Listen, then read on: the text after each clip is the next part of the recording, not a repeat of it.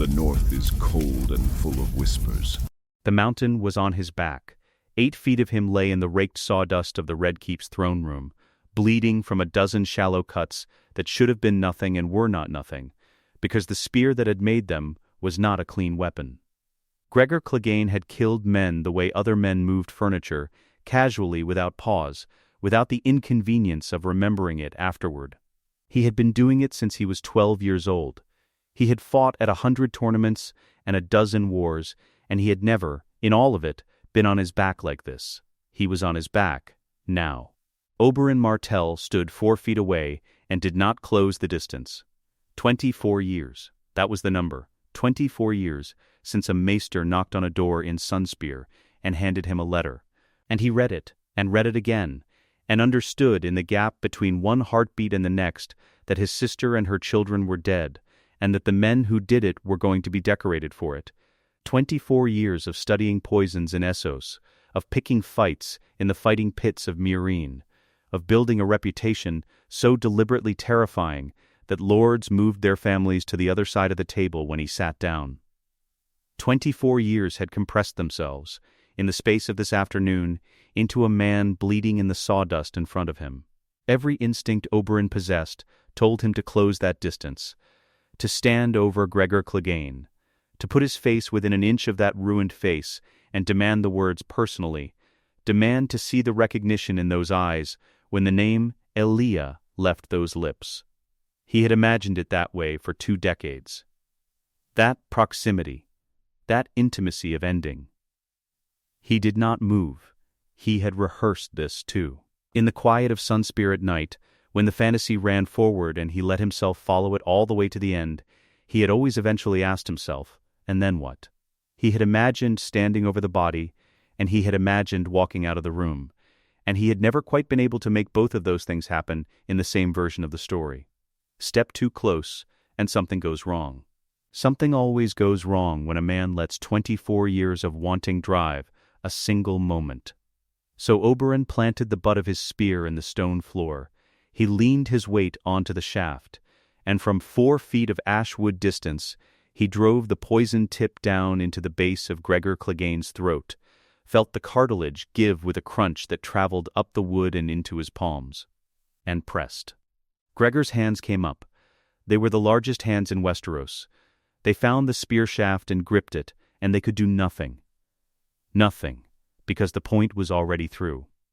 His fingers scraped the wood. His back arched against the sawdust. He was going to die loudly, which was precisely what Oberyn needed. The manticore venom had been in Gregor Clegane's blood for 11 minutes. What Oberyn had studied across years of research, what the old Dornish poison texts described as the unmasking, was the progressive disinhibition of the nervous system as the venom completed its work.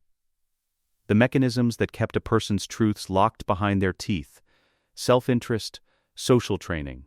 The long-practiced habit of deception were, in the parlance of those texts, voluntary functions. They depended on the nervous system's ability to regulate itself. When the venom removed that ability, the mechanisms went with it. Whether it worked precisely as the texts promised, Oberyn had never tested on a man of Gregor's size. He was about to find out. Gregor's voice, when it came, was a wet and ruined thing. The throat wound had not silenced him. It had made every word a labor, each syllable dragged up through blood and collapsed cartilage. His chest heaved against the stone. 300 people had come to the Red Keep's throne room that afternoon, and every one of them went absolutely still. "Tywin," Gregor said. One word. It fell into the room and did not echo, because rooms do not echo when no one breathes. He said a cough, long and tearing, that brought blood to his lips. He said the girl. He said make it. His head rolled against the sawdust. His eyes were open and tracking, which was somehow worse than if they had been closed. Make it look like the Targaryens got what they deserved. In the galleries above, someone shifted. A chair leg scraped stone. No one said anything. "The children," Gregor said. That word moved through the crowd the way cold moves through a room when a door opens, not heard exactly, just felt, a collective recognition pressing against the chest of every person present.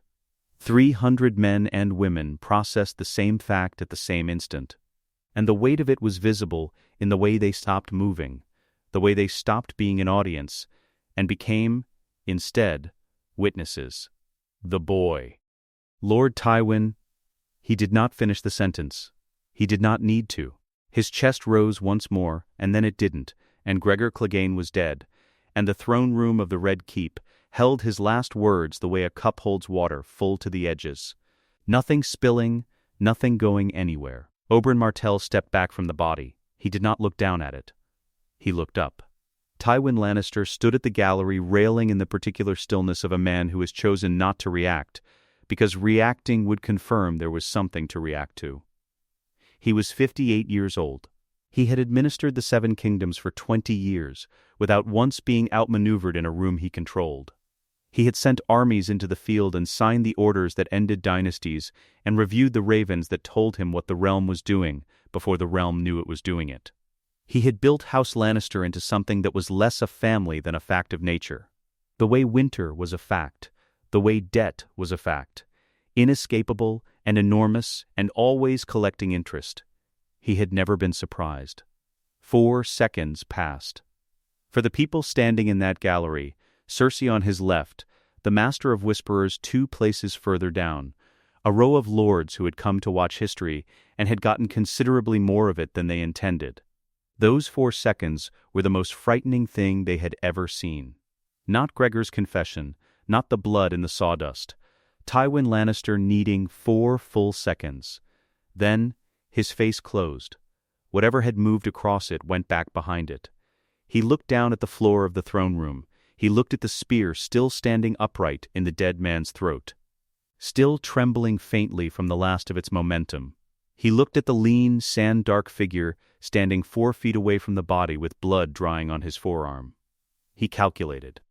The law of the Seven Kingdoms was clear on this point. The trial by combat was divine judgment. The Seven did not speak through arguments or evidence or the testimony of witnesses. They spoke through champions. Whatever the outcome of the contest, that outcome was the will of the gods, and it required a voice. The king was 7 years old. Tommen sat in the Iron Throne with both hands gripping the arms and his face the color of old linen, and Tommen was not going to speak. Tywin Lannister came down the gallery steps. He crossed the floor of the throne room without hurrying, without hesitating, without once acknowledging the 300 pairs of eyes that tracked his movement across the room. He walked as he always walked, as a man for whom the concept of an audience had never been an inconvenience, because he had always been the most important person in every room he'd ever entered, and a single afternoon was not going to change that. The crowd parted. It always parted. Some forms of authority are older than the events that question them. He stopped at the edge of the fighting circle. The sawdust was dark at its center. He did not look at it. He looked at the prisoner's box, the raised wooden platform with the empty iron rings where Tyrion's shackles had been, and he looked at his son. "Not guilty," he said. 2 words. Delivered in the voice he used for administrative fact, no emphasis, no visible effort, no concession to the weight of what surrounded them. The gods had spoken. He was reporting what the gods had said. That was all. He had said harder things in emptier rooms on worse days and felt nothing. And he felt nothing now. Or appeared to feel nothing. Which for Tywin Lannister had always been the same thing. He turned. And he walked. Not quickly. Precisely the measured pace of a man who had already decided what the next 6 hours would require of him, and was conserving the effort. He walked through the crowd that opened before him and closed behind him, and he walked up the gallery steps, and he was gone.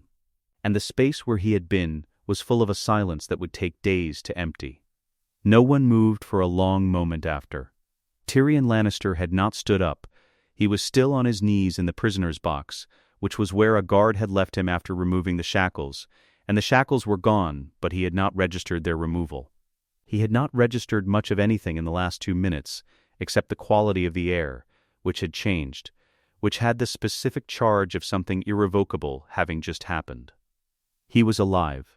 He had been technically alive before the trial, but that was a different kind of alive, the kind that depended on a door staying locked and a guard staying loyal and nobody changing their mind. This was the other kind. The witnessed kind. 300 people and the gods of the Seven Kingdoms had agreed on the matter, and that agreement was not a thing Cersei Lannister could revise with a private instruction. He could not quite make his legs cooperate. Oberyn crossed the room toward him. He didn't move like a man who had just killed someone. He moved like a man who had just finished a long and complicated piece of work that he had been building toward for 2 decades, and found at the end of it that it had come out correctly. He reached the prisoner's box. He looked up at Tyrion, who was, in the box, almost at eye level, which was a small and meaningless coincidence that Tyrion would think about later, in quieter moments, as something close to kindness. Oberyn said, quietly enough that only Tyrion could hear, "Your father is already dead. He just doesn't know it yet." He held out his hand. Tyrion looked at it for one moment. Then he took it. Oberyn did not wait for the crowd to settle. He was moving before Tyrion had finished standing upright, navigating the first corridor east of the throne room's servant entrance with the specific confidence of a man who had walked it before, not in memory or in imagination, but in practice, twice, at different times of day, checking the guard rotations, counting the steps between the torch brackets. He had been in the Red Keep for 5 weeks. He had used them. "There is a ship," Oberyn said, without turning, without slowing. "In Blackwater Bay. A Dornish merchant galley, fast, armed, flying the Sunspear banner under a passenger manifest that lists me and 40 members of my household returning home after the trial. It arrived 3 days ago. The harbormaster was informed a week before that. Tyrion kept pace beside him. His legs were working now, which he was grateful for. The rest of him was still catching up. You planned this before the trial. I planned this before I agreed to be your champion." Tyrion processed that. The corridor turned right. Oberyn took the turn without checking, which meant he knew it. "Then why? I needed to be in a room with Gregor Clegane," Oberyn said. "The law of the Seven Kingdoms provided a mechanism for that. Your trial provided the mechanism's occasion. The Dornish fleet in the harbor provides our exit." He glanced sideways. "I also intended for you to survive. The two purposes were not in conflict. How reassuring. I thought you'd find it so." They moved through another corridor, narrower. Flagstones worn smooth by a century of servants and the particular smell that deep stone gets when it hasn't seen sun in 40 years, damp and cold and vaguely mineral, like the inside of a well. Tyrion had walked these passages for most of his life. He had learned the Red Keep's geography the way he had learned most things, out of necessity. Because knowing the layout of a place where people wanted you dead was a form of survival. He knew exactly where they were. They were heading east, then south, toward the old stable-yard gate that the Gold Cloaks used for their shift changes. "Myrcella is in the Water Gardens," Oberyn said. "She has been there for a year now. She is safe, and she is healthy, and she has learned more about Dorne in those months than most maesters know in a lifetime." A pause. "She is also, by Dornish law, the rightful heir to the Iron Throne." Tyrion stopped walking. Oberyn stopped 2 paces later. He turned. "Walk," Oberyn said. Tyrion walked. Illyria Sand was waiting at the junction of the East Service corridor and the outer passage that ran along the base of the Maiden Vault, a pre-agreed meeting point, which told Tyrion that Oberyn's plan was not improvised but orchestrated, with other players already in their positions and already moving. She looked at Tyrion the way a person looks at a piece of cargo that has been confirmed undamaged after a complicated journey, relief, professionalism, no particular sentimentality about it. She handed him a bundle without preamble. "Traveling clothes," she said. "Northern wool, no sigil. There is food in the saddlebag. You won't need it before we reach the docks, but you'll want it on the water. The eastern gate has 2 gold cloaks. They've been spoken to." She paused. "They won't stop us. But don't look at them directly." "I never look at gold cloaks directly," Tyrion said. "It gives them ideas." Illyria looked at Oberyn. Something passed between them, not a question, more an accounting. He gave a single nod. She accepted it the same way. She had been in King's Landing for 5 weeks alongside Oberyn, which meant she had been doing exactly what Oberyn had been doing, learning the city, building the exit, running the logistics of an operation that looked from the outside like a prince attending a trial, and from the inside like a carefully planned extraction with at least 4 contingency routes, and 2 bought officials and a fleet. Sitting in the harbor, Tyrion had spent his entire adult life watching his father and his sister manage power, and he recognized competence when he saw it moving through a hallway. Elia Sand moved like a woman who had already done the hard thinking and was now executing the easy part. He changed clothes in an alcove while Oberyn's household guard, 4 men, anonymous, armed under plain traveling cloaks, formed a loose perimeter in the corridor. Nobody said anything. Nobody needed to. Jaime found them in the outer passage. He was alone, no Kingsguard wights, just a Lannister man in a riding cloak, and he moved quickly, which meant he had been watching for them. Tyrion's first thought was that his brother had come to stop them. His second thought, looking at Jaime's face, was that his brother had come because there was no other option left to him, and he had taken it. Oberyn stepped aside. Not far, 3 paces, but far enough. He did not offer anything and he did not demand anything. He simply created a space and stood at its edge and watched the corridor. Jaime stopped in front of Tyrion. He was taller by a full foot and broader and armed, and none of it was relevant to what was happening between them. He looked at his brother the way you look at something you have been told might not exist and have just confirmed does. "Are you safe?" Jaime said. Not a question, exactly, more a confirmation being sought. "I'm going to Dorne," Tyrion said. Jaime's jaw worked. He looked at the traveling clothes. He looked at the 4 armed men in the corridor. He looked back at Tyrion, and whatever he was about to say, there were several things it might have been, and Tyrion would spend a week on the ship going over the possibilities. He did not say any of them. His left hand, the real one, the one that could still feel what it gripped, came down on Tyrion's shoulder. Hard, brief, the grip of a man who cannot use words and knows it. On his right side, the golden prosthetic caught the corridor torchlight and threw it back dully, the false hand hanging where its flesh equivalent no longer existed. He let go. "Don't come back," Jaime said quietly. "Not until it's different." "Different," Tyrion repeated. "You'll know it when it is." Jaime looked past his brother then, over Tyrion's head, toward where Oberyn stood at the corridor's edge. Oberyn looked back. They had never been friends, had barely been acquaintances, a Kingsguard and a visiting prince who had spent 5 weeks in the same castle operating in different registers of the same world. What they shared was not warmth, and was not respect in any comfortable sense of the word. What they shared was the specific recognition of one capable person for another, stripped of everything else. Jaime looked at Oberyn for one moment. Oberyn looked back. Neither of them said a word. Jaime turned and walked back down the corridor the way he had come. He did not look back. He was already thinking about what he was returning to, the boy king on his throne, the woman who was going to look for someone to blame and find the nearest available candidate. He was already working through what the next 12 hours required. He had the look of a man putting a box back on a shelf that he knew he would not open again for a very long time.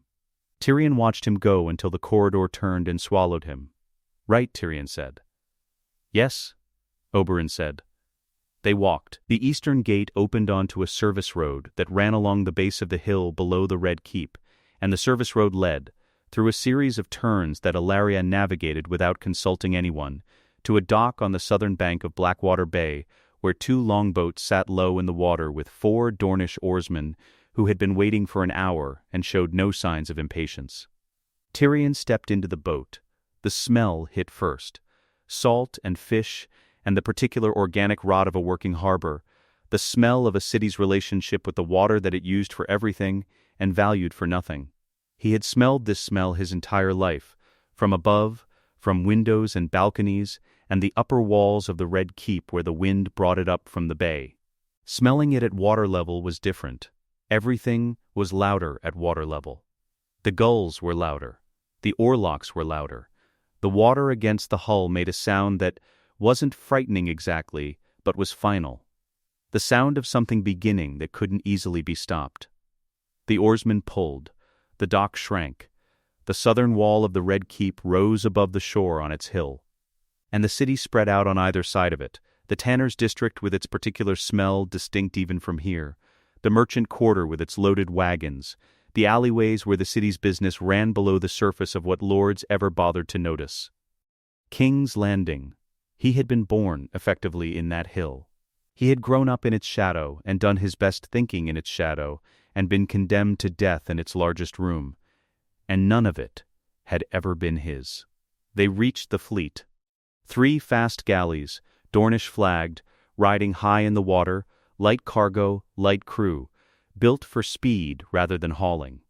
Tyrion was helped aboard the lead ship by a hand he didn't look at and found himself on the stern deck with the city behind him. He turned around once. He looked at it. The Red Keep sat on its hill the way it always had. Massive, red-stoned, permanent, the physical fact of power arranged against a sky that didn't care about any of it. Somewhere inside that hill, 300 people were telling each other what they had just heard a dying man say. The words were already spreading. By nightfall they would be in every tavern and merchant house in the city. By morning they would be in a raven's leg heading north, south, east. There was no calling them back. Oberyn stood at the stern rail beside him. He was looking at the same view. His expression was not triumph. It was not relief. It was the look of a man who has been walking towards something for 24 years and has finally arrived and is only now beginning to understand how far the road goes from here. He looked at the city for a long moment. Then he turned away from it. He did not look back. Within the hour, Tywin Lannister was at his desk, not thinking. Working, there is a distinction, and Tywin had understood it since he was 14 years old, watching his father Tytos receive apologies from lesser lords he had let borrow his gold. Tytos sat with his feelings. He turned them over and examined them and let them govern his afternoons. Tywin had spent 4 decades practicing the opposite lesson until it was no longer practice but reflex, until sitting with a feeling felt as foreign and dangerous as bleeding in public. The ravens went out in sequence. One to Mace Tyrell, Warden of the South, formally informing him that the trial's outcome required a strategic review of the southern marches. Not a panic, a review. The word was deliberate. One to the garrison commander at Nightsong, instructing him to double the watch rotation along the Dornish border and report any movement within 48 hours. One to a Lannister factor in Tyrosh, a merchant who handled information as efficiently as he handled cargo, with instructions to begin monitoring Dornish shipping out of Sunspear Harbor. 3 ravens. 3 problems already being managed. He set the quill down. He picked up the wine cup, drank, set it back. He looked at the window. The sun was low over the city, and the city was making the sounds a city makes when something has happened in its upper halls, and the information is moving downward through the layers of it. Not the sharp sounds of crisis, but the softer, sustained murmur of people talking urgently to other people who are already talking to others. A sound like water finding its level. He had heard it before. He knew what it meant. It meant the information was out. He had expected that. He had contingencies for it. His stomach cramped. A single hard contraction, low in interior, nothing to do with the quality of the wine, which was a Lannister cellar vintage he had drunk 100 times without incident. He pressed his hand flat against his abdomen for a moment, 3 seconds, perhaps 4, and felt the cramp recede. He attributed it to the afternoon. He had eaten little and stood too long and watched things go wrong in a room full of witnesses, and a man's body kept accounts the way ledgers kept accounts, charging interest on what he had not allowed himself to feel. He reached for the quill. He continued working. He did not pour another cup of wine. Jaime arrived without knocking. This was not unusual. Jaime had been walking into rooms without knocking since he was old enough to walk into rooms, and Tywin had long since decided that correcting the habit cost more than tolerating it. He looked up briefly from the document he was annotating, troop deployment proposals for the Dornish marches that had been prepared 3 weeks ago on a precautionary basis, which meant he had been planning for this outcome before anyone else in the city had considered it possible, and looked back down. "Close it," Tywin said. Jaime closed the door. He did not sit. He stood in the middle of the solar with the look of a man who had been moving fast and had stopped, and whose body was still catching up with the decision to stop. There was a fine layer of sweat at his temples. He had been somewhere physical recently. "The ship has already left the dock," Tywin said. He did not ask. He had been informed 20 minutes ago. Yes, then there's nothing to be done about the ship.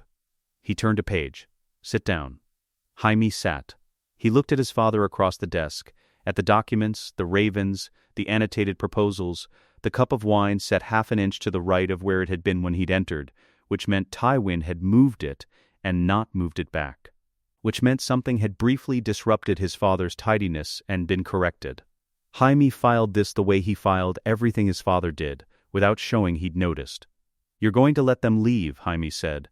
I'm going to let them arrive in Dorne, Tywin said, which is where they will encounter the full weight of what they have attempted. They believe they have won a trial.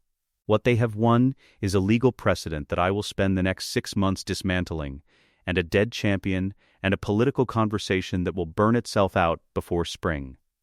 He underlined something. The Martells have overreached.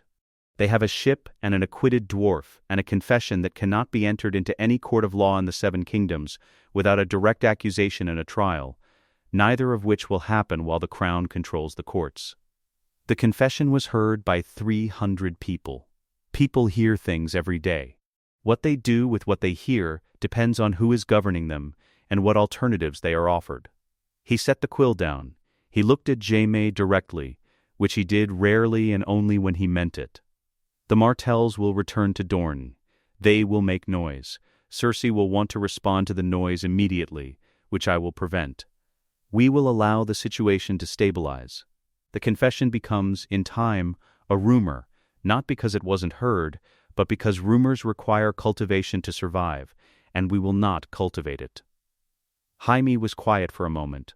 Outside, the city murmured. Tyrion is free, Jaime said. The words came out with a precision that suggested he had been choosing them for several minutes.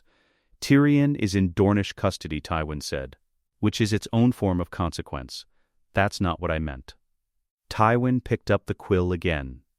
Father, Jaime's voice was level.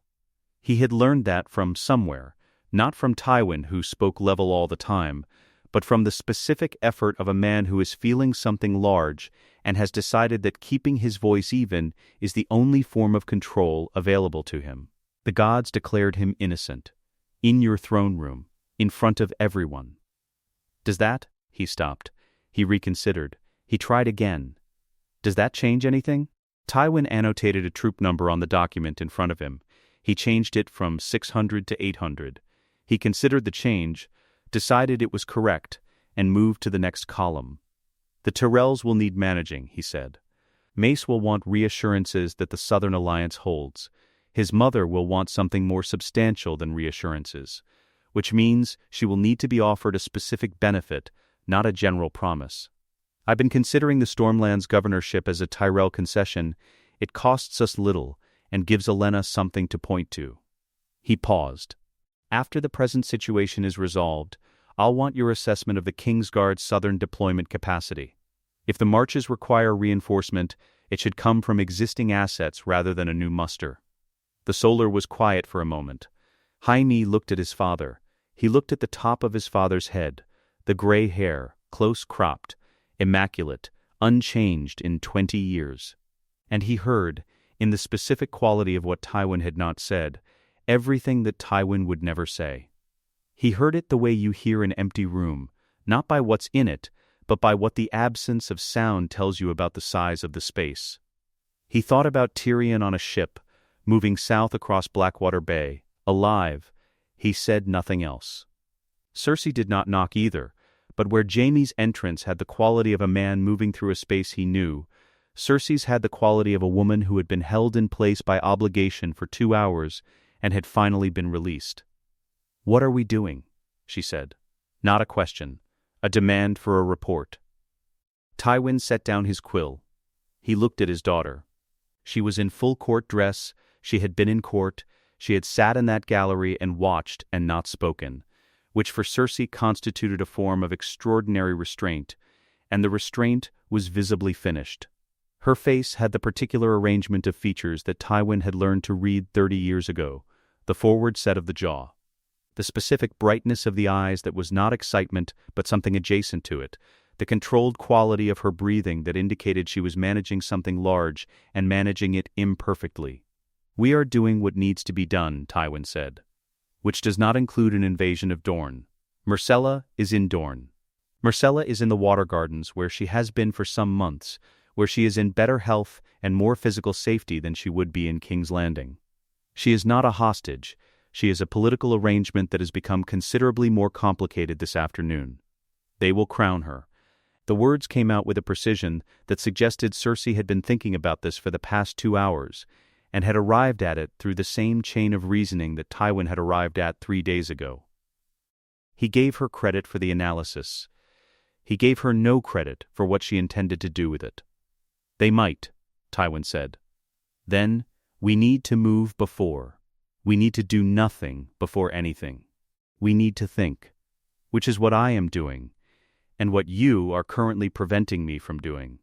He looked at her with the specific quality of patience that was not patience at all but its mirror image, the patience of a man who has decided that explaining himself is no longer worth the cost. "The invasion you're proposing would require 6 months to mount properly, would cost us the Tyrell alliance if mishandled, and would march an army through the Prince's Pass, which has stopped every army that has ever attempted it, including Aegon's dragons." Cersei's jaw tightened. "So we do nothing. We do the right things, which requires knowing what the right things are." He held her gaze. "Go to your son. Tommen has spent the afternoon watching things he did not understand and needs his mother, not a general." The dismissal was quiet. It was always quiet with Tywin. He did not raise his voice. He did not make it personal. He simply closed the door of the conversation in a way that made clear it would not be reopened, and Cersei was left with the choice of accepting the closed door or making a scene in her father's solar, and she had never yet made a scene in her father's solar. She left. The door closed with more force than it needed to. Tywin looked at it for a moment. The frightening thing, the thing he did not say, the thing that had moved through his thoughts in the last hour and been catalogued and filed in the way he catalogued and filed everything, was this, that Cersei was not wrong in her instincts, only in her methods and her timing and her complete inability to subordinate the instinct to the strategy. And that one day, perhaps soon, she would have the army and no one would be left to correct the methods. He picked up the quill. His stomach cramped again, worse this time, a long, slow tightening that started somewhere below his ribs and moved downward, lasting perhaps 5 seconds before it released. He set the quill flat on the desk. He pressed both hands against the edge of the wood and looked at the document in front of him without reading it. Something was wrong.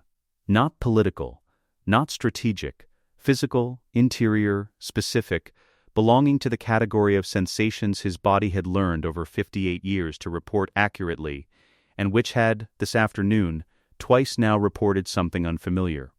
Not pain exactly. Not illness exactly. Something that did not yet have a name. He sat with it for 3 seconds, which was, for Tywin Lannister, a very long time to sit with anything. Then, he picked up the quill, he returned to the column of numbers. He changed 800 back to 600. On reflection, a larger force drew too much attention, and moved to the next line. He had more important things than his stomach. 3 weeks at sea changes a man if he lets it. Tyrion let it. He had not planned to. He had boarded the ship in Blackwater Bay with the intention of keeping his mind occupied, asking questions, cataloging what he knew, converting himself into something useful to the operation he had been folded into. This was how he managed things. It was a strategy that had worked for 27 years, largely because the alternative, sitting with what he actually felt, had always led to decisions that cost him more than he could afford. He sat with it anyway. On the 3rd night out of King's Landing, when the stars were out and the Dornish guards were asleep on the deck, Tyrion sat against the cabin wall and thought about Shae. Not the ending. The ending was a fixed and terrible thing that occupied its space in his memory the way a stone occupied a wall. He thought about the years between.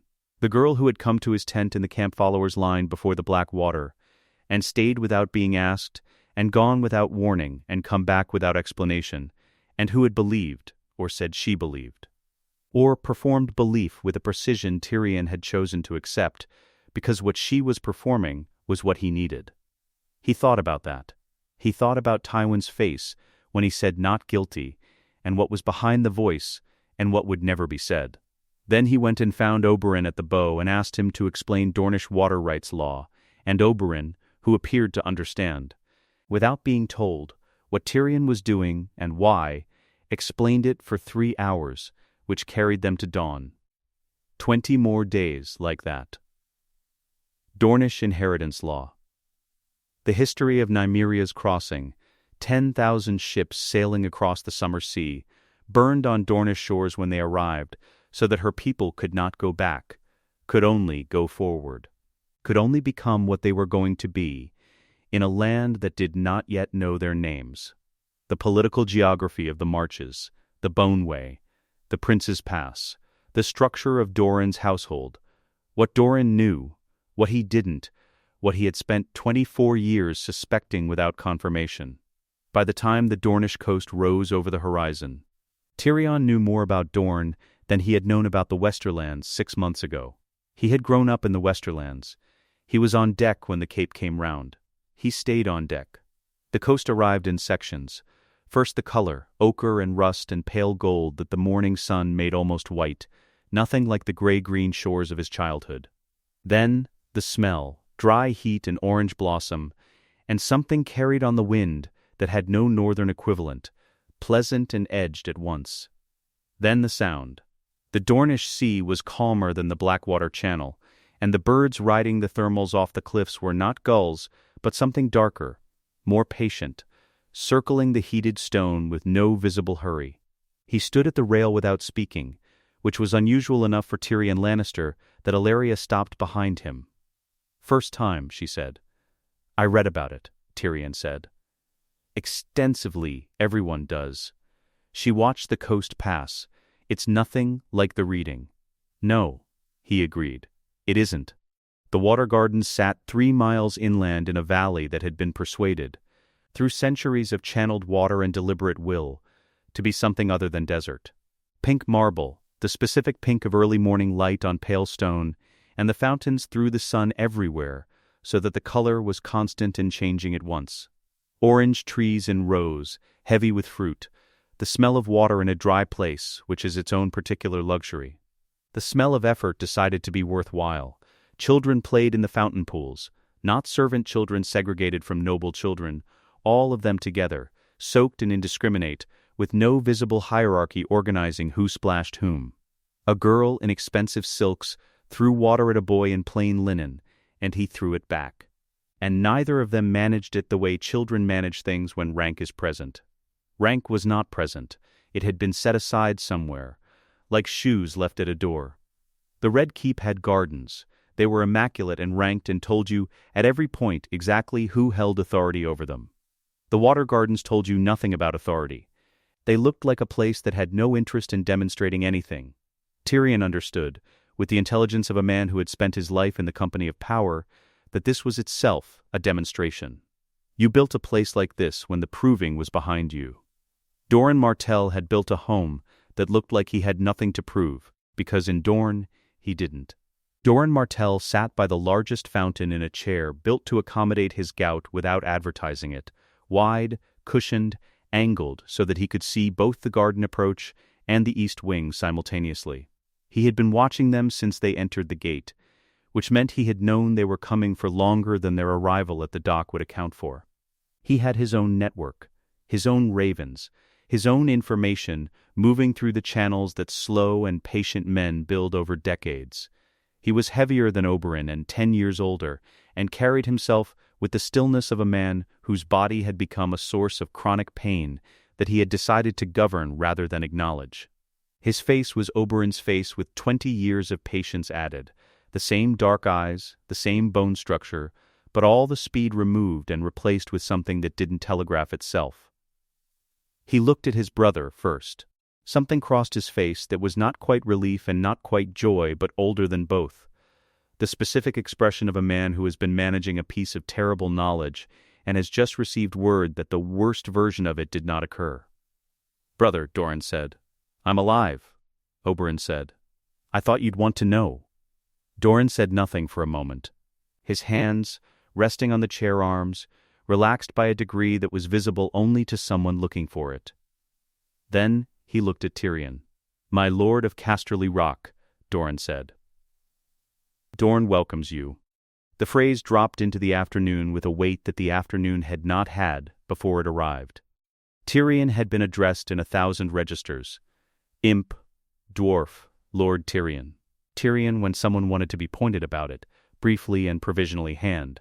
He had not been addressed as the lord of the place his family had denied him since the day he was born. He noted the inaccuracy immediately. Tywin Lannister was alive. Tywin was at his desk somewhere to the north, sending ravens and annotating proposals and attributing cramping to stress. Tyrion was the heir, the lord-in-waiting, the man who would have the rock when someone else no longer did, which was not the same thing. "My lord Doran," Tyrion said carefully. "The lord of Casterly Rock is currently occupying his desk and several ravens." Doran's expression did not shift. "No," he said, in the register of a man correcting a minor factual error. "But you are here." "And he is not." The sentence was quiet and complete and required no elaboration. Tyrion looked at this man sitting in his chair by the water, 24 years of planning behind those eyes, and understood that the title was not courtesy. It was an assignment. Oberyn Martell was placing him on a specific square of the board and telling him plainly what that square was worth. The worth was not hypothetical and was not contingent on Tywin's health, and was not going to be walked back. "Then I am grateful for Dorne's welcome," Tyrion said. A chamber was offered, cool stone walls, a balcony facing the orange grove, a bed at the correct height, which nobody in King's Landing had ever thought to arrange. A seat at the table, alongside Doran and Oberyn and Ellaria, was offered. The title, with its attached weight, was offered. Tyrion sat across from Oberyn and asked what was expected of him. Oberyn did not answer immediately. He turned his wine cup in one hand, looking at it. Then he set it down and asked, with the specific quality of a question that has been formulated in advance and delivered to seem spontaneous, "What do you have to offer?" The question went into Tyrion like a key into a lock. He had been waiting for someone to ask that. He had been waiting, in some form, for 27 years, waiting for the conversation in which he was asked to contribute rather than asked to disappear, waiting for the room where his specific knowledge and his specific mind were the commodity rather than the embarrassment. He had made himself useful his entire life in spaces that didn't want him, through sheer force of competence. Nobody had asked. He told them about Casterly Rock's Watergate. He told them about the sewer system he had designed and supervised, because Tywin had given him nothing better to manage, and about the sea-facing channel that discharged into the cliff face below the harbor, large enough, if the right men used it correctly, for a forced entry. He told them about the Lannister treasury's reserve accounts, the ones that didn't appear in the official ledgers and that Tywin used for contingencies his small council didn't need to know about. He told them about the supply lines connecting King's Landing to the Rock, and the specific points at which those lines were vulnerable, and the 3 garrison commanders whose loyalty was to their pay rather than their lord. He did not perform this. He stated it, the way you state facts. Doran listened without writing anything down, which meant he was either committing it to memory or had someone in the room doing it for him. Probably both. When Tyrion finished, Doran was quiet for a moment. "I am not offering servitude," Tyrion said, because it needed saying. "I am offering a partnership. Those are different things, and I would like the distinction understood from the beginning." Doran looked at him with those patient dark eyes. "Then we are partners," he said. 3 women watched from the terrace above. Abarasand was 26, and built like someone who had decided at the age of 12 that her body was a weapon and had not stopped maintaining it since. She watched Tyrion speak, and watched Doran nod, and watched Oberyn's face for the expression she knew better than her own, the expression that meant the plan was working, and found it. She did not look satisfied. She had wanted war. This felt like committee work. Nymeria Sand stood beside her and watched differently. Where Obara watched for confirmation, Nymeria watched for information, tracking the body language, the pauses, the things Tyrion chose not to say, the specific angle at which Doran held his head when he found something useful. She was 25, and had been learning the language of rooms since before she understood what she was learning. Tyene Sand was quieter than either of them. She was 23, and had her mother's coloring and her father's patience, and a specific interest in the small man at the table below that was not entirely about politics. She had spent time, before Oberyn's departure, working carefully with materials that required precision. The work had been completed correctly. She knew things about what was happening in the Han Solar in King's Landing that Tyrion Lannister did not yet know, and she was in no hurry to tell him. She watched him drink the Dornish wine and look at the orange trees and sit in the chair at the table with the careful expression of someone trying to understand what it felt like to be in a room that wanted him there. She found this, for reasons she did not look at too directly, something close to gentle. Below, Tyrion set down his cup. He had spent his entire adult life as the worst possible outcome, the evidence of something that had gone wrong. He had been managed and minimized and sentenced to death, and the gods had said otherwise, and now he was sitting at this table in this warmth, with partners who had asked him what he had to offer, and listened to the answer. It was, he concluded, the most disorienting thing that had ever happened to him. He reached for his cup. He drank again. He would adjust. 4 weeks after the trial, Tywin Lannister was still at his desk. This was the official story, which was also true in every verifiable sense. He was there every morning when Kevin arrived, and every evening when Kevin left. Reading documents and dictating correspondence and reviewing the small council minutes with the methodical attention that had characterized 40 years of governance. The desk was occupied. The work was being done. What had changed was the quality of the work. Kevin Lannister had served his brother his entire adult life. He had learned to read Tywin the way navigators learn to read water, not dramatically, not through any single signal, but through the accumulation of small consistent details that a man who wasn't looking would never notice. The ravens Tywin drafted now were slightly shorter than his usual ones. Not brief. Tywin's ravens had never been brief, but economical in a way that was new. Each sentence carrying its maximum weight with no words left over for the subordinate clauses he normally used to cover contingencies. He was writing ravens that contained instructions. He had always written ravens that contained strategies. The difference was this: instructions were for people who would execute them after you had finished explaining. Strategies were for the ongoing conversation of governance. Tywin was writing as if he was no longer certain the conversation would continue. Kevin had not said this to anyone. Myrcella attended Tywin daily now, which Tywin had permitted without the contempt he usually brought to medical attention, and that permission was its own form of evidence. Tywin had lost perhaps a stone in weight over 4 weeks. His color was off, not dramatically, not the pallor of a man who had collapsed, but the gradual withdrawal of something vital from the surface of him.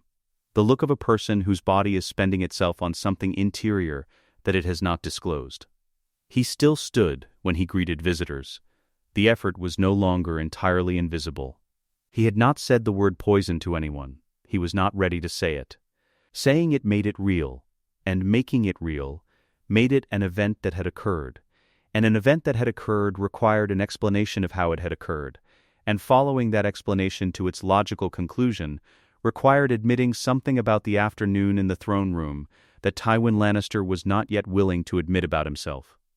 He picked up the quill. He continued working.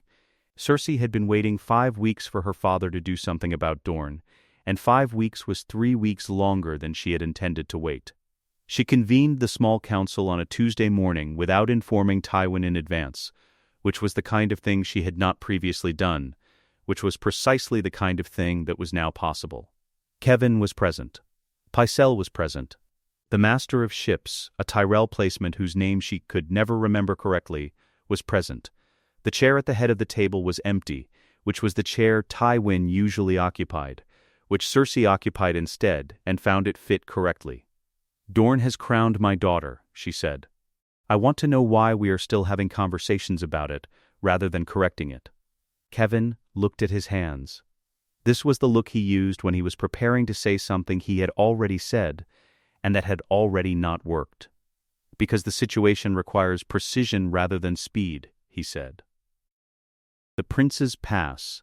I have heard about the Prince's Pass.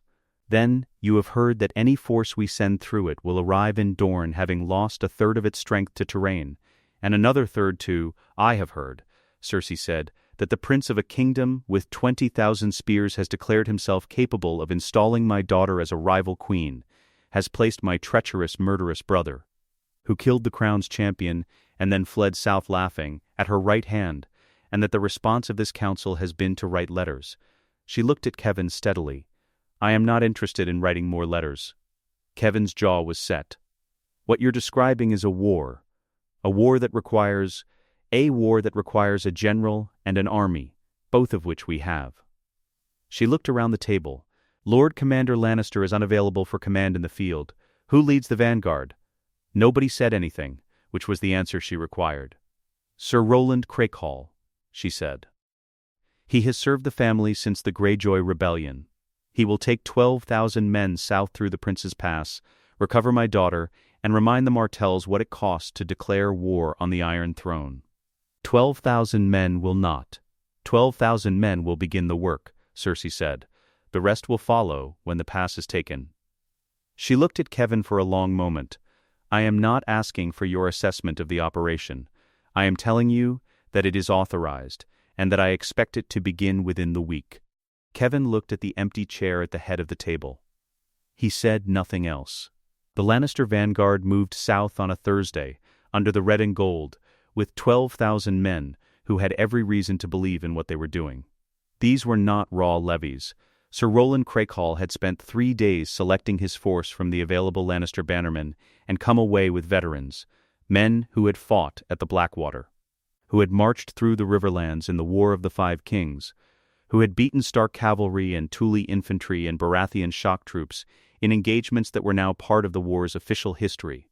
They knew how to move in formation, and how to hold a line, and how to maintain discipline on a long march in southern heat, which was worse than northern heat, but manageable if the supply chain functioned.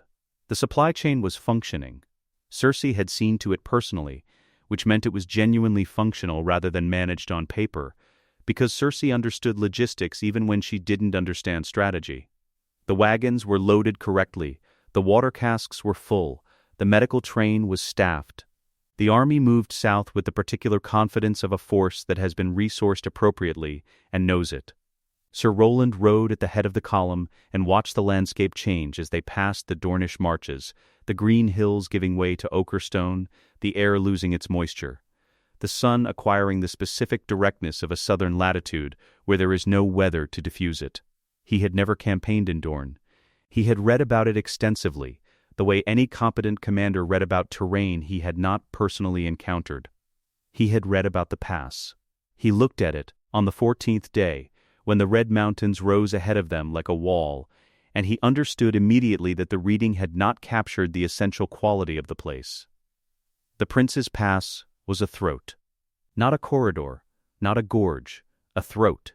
The rock walls on either side rose at angles that made the sky above a narrow strip of light, 200 feet up and getting narrower as the road descended into the mountain's interior. At its widest point, the road accommodated perhaps 8 men in formation. At its tightest, 4. The surface was compacted stone with loose gravel over it, angled slightly downward toward the Dornish side, which meant the ground favored defenders moving uphill rather than attackers moving down. The heat was 41 degrees. Sir Roland sent his scouts ahead at first light. They returned in 2 hours, those of them that returned. The road through the pass was intact, they reported. No visible obstruction. The springs that the maps marked at the pass's midpoint had run dry. The pass appeared empty. Sir Roland noted the springs. He sent the vanguard in at mid-morning, 3,000 men in a column that compressed as the walls narrowed, the formations tightening until the rearmost units were standing still while the leading units moved forward. The first 200 yards were straightforward, the road was clear, the walls were silent, the heat was significant but bearable in movement. The arrows came from above. Not a volley. Dornish archers did not organize themselves in the northern fashion, with ranks drawing and releasing on a count. They worked in pairs, or alone. From positions in the rock face that had been prepared over 6 weeks, shallow alcoves, natural ledges, crevices wide enough for a man with a short recurve bow, and a quiver of black-fletched Dornish shafts that were shorter and heavier than Westerosi standard. The angles were vertical. A man wearing plate armor is protected on his forward face and his sides. He is not protected from directly above. The arrows came in ones and twos, and the column could not respond, because there was no angle from which to return fire, and there was no formation in which to advance, because the road ahead had developed a quality that the second rank noticed when the first rank went down. Not fell, went down. Through the road's surface. Into covered pits 3 feet deep with fire-hardened stakes at the bottom. The Dornish had spent 6 weeks on those pits. The covers had been prepared with sand and brush and were indistinguishable from the road's surface until a man's weight told the difference. The column fell back. Sir Roland ordered the retreat personally and managed it correctly, moving the wounded out first. Covering the withdrawal with his cavalry at the rear, taking no more losses than was unavoidable given the situation. He sent his raven to King's Landing that evening. From the camp he established at the pass entrance. He wrote the truth. As a competent commander does, the pass holds. Dornish archers have prepared elevated positions throughout the corridor. The approach road has been mined with concealed pits. All water sources within the pass have been destroyed. We have lost 212 men in the initial engagement. To proceed without siege engineers, comprehensive countermeasures, and a minimum of 2 months' additional rations would be to destroy this force without military purpose. Advise. The return raven arrived 3 days later. Sir Roland Clegane was relieved of command, effective immediately. His replacement was named. The army was to advance on the following Tuesday. He read the raven twice. He looked at the pass entrance, at the red stone walls, and the thin strip of sky between them. He thought about the 212 men. He said nothing to anyone, which was the only response available to him that didn't constitute insubordination. He began preparing his personal effects for the return to King's Landing. In Sunspear, Oberyn received the scout's raven at mid-morning. He read it standing at the window, the specific report, the casualty numbers, the date of the engagement, the confirmation that the new Lannister commander had advanced on schedule. He read it twice, not because it required rereading, but because he wanted the specific satisfaction of reading it twice. He set the parchment on the table in front of Tyrion, who was sitting with a map of the Westerlands laid out under his hands. Tyrion read it. He did not look satisfied. He looked like a man confirming a calculation that he had already confirmed twice in his head. Tyrion looked up from the map. He looked at Oberyn. Phase 2, Tyrion said. The map of the Westerlands was 4 feet wide, and had been made by a Dornish cartographer who had never set foot north of the Red Mountains, and had therefore produced something technically accurate and experientially wrong. The distances were correct, the coastline was correct, the position of Casterly Rock above the harbor of Lannisport was correct, but it had none of the weight of a place that a person who had grown up in its shadow would recognize. Tyrion recognized it anyway. He had memorized the Westerlands from better maps than this one when he was 8 years old.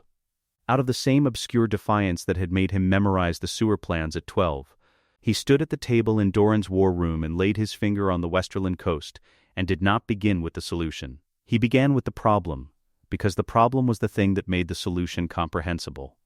Cersei's invasion force is committed to the south, he said. 12,000 men at the Prince's Pass, with more behind them. That represents the majority of the available Lannister field army. The force that would normally garrison the Westerlands in depth is currently 600 miles away wearing steel in 40-degree heat and losing men to Dornish archers they cannot see. He moved his finger north along the coast, which means that Casterly Rock, the seat of House Lannister, the castle that houses the Lannister treasury reserves and controls the gold mines of Castamere, is garrisoned by a skeleton. Household retainers. Old men and young ones. Perhaps 300 soldiers, not more. Doran was watching from his chair. Oberyn stood to Tyrion's left, arms folded, expression unreadable. The sea gates, Tyrion continued, are 6 inches of iron reinforced with timber and would take siege equipment 3 days to breach under normal conditions. No one in their right mind attacks Casterly Rock from the sea.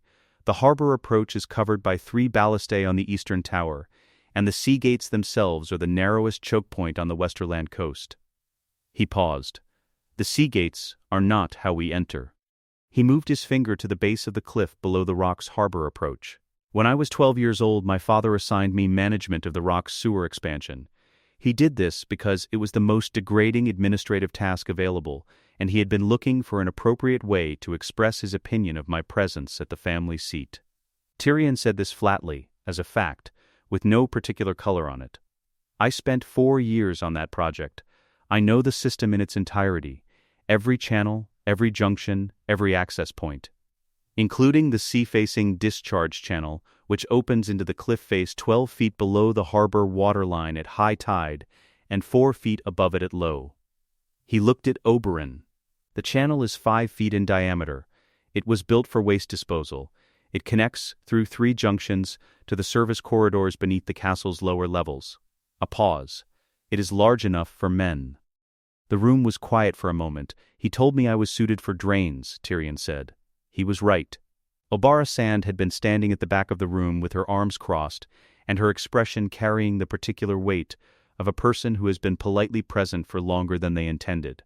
She uncrossed her arms. "We already have them at the pass," she said. 200 men dead. A new commander who doesn't know the ground. Supply lines that get longer every week. Her voice was not angry. It was the voice of someone making a practical argument that they expected to win. "We hold the passes. We let the heat and the archers and the terrain do the work. In 6 months, they've lost 1/3 of that army without us deploying a Dornish soldier in formation." Tyrion nodded. "You're correct." She blinked. This was apparently not the response she had prepared for. "The attrition approach works," Tyrion said. "The pass doesn't fall, their supply lines deteriorate, the army loses cohesion. In 6 months, perhaps 8, Cersei is forced to negotiate from a weakened position, and Dorne dictates the terms." He looked at her. "That plan costs you nothing except time, and the soldiers you'd lose holding the pass, which the pass mostly holds itself. It's a sound strategy." "Then why?" "Because in 6 months," Tyrion said, "a great deal can change. Tywin Lannister might die, which means Cersei operates without a ceiling, which means the next army she sends is twice the size and less careful about the distinction between Dornish soldiers and Dornish civilians. The Tyrells might decide that a weakened Lannister alliance no longer serves them and switch their army to the crown's disposal. Stannis Baratheon, who has been watching from Dragonstone with the expression of a man waiting for a gap in traffic, might decide that gap has arrived." He paused. "The sewer plan ends this in weeks, not months. Casterly Rock in Dornish hands is a different kind of argument than Dornish archers in a mountain pass. One says, 'We can hold you out.' The other says, 'We can walk into your house.'" Obara looked at him. She looked at the map. She looked at the space on the map where the Dornish soldiers would have to crawl through Lannister sewers in the dark. And the specific quality of her expression said that she had a strong aesthetic opinion about this, that was losing an argument with her strategic sense. She said nothing. In Obara San's vocabulary, Tyrion had learned in the past several weeks, nothing counted as assent. The fleet was prepared in 4 days. Not warships. The logic of this operation was speed, not firepower. 8 fast Dornish galleys, the kind built for the trade lanes where pirates made the honest merchant's life complicated, and where the honest merchant's solution was to be faster than the pirate, rather than more armored. Light, shallow drafted, capable of running silent in darkness with oars muffled in cloth. The soldiers selected were 200.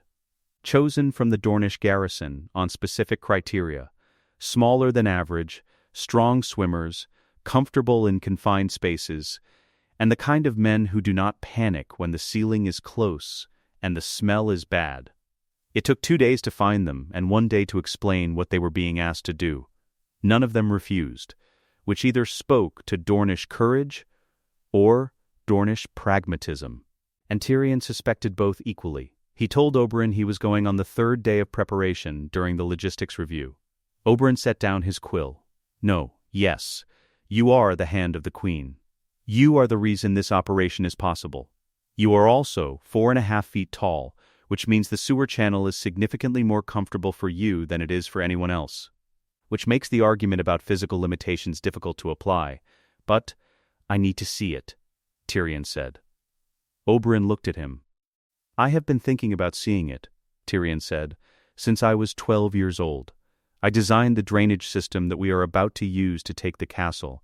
I was given that project as an insult. I want to be in the room when the insult completes its arc. He held Oberyn's gaze. I need to see it. That is the honest reason, and it is the only reason I have. Oberyn was quiet for a moment. He picked up his quill. He said nothing, which was Oberyn's version of Obara's nothing, and meant the same thing. The fleet left Sunspear on a moonless night and kept to the open water, north and west, following the coast at a distance that kept them below the horizon from shore. 7 days of sailing. Tyrion spent them on deck when the weather was calm, and in the cabin reviewing the sewer plans he had drawn from memory, 40 feet of architectural detail reproduced on Dornish parchment in his own hand, annotated with the specific dimensions of each junction and the location of each maintenance access point. He knew these plans the way he knew his own face. He had spent 4 years with them. On the 7th night, the fleet turned toward the coast. The Westerland shore appeared first as a line of darkness against the stars.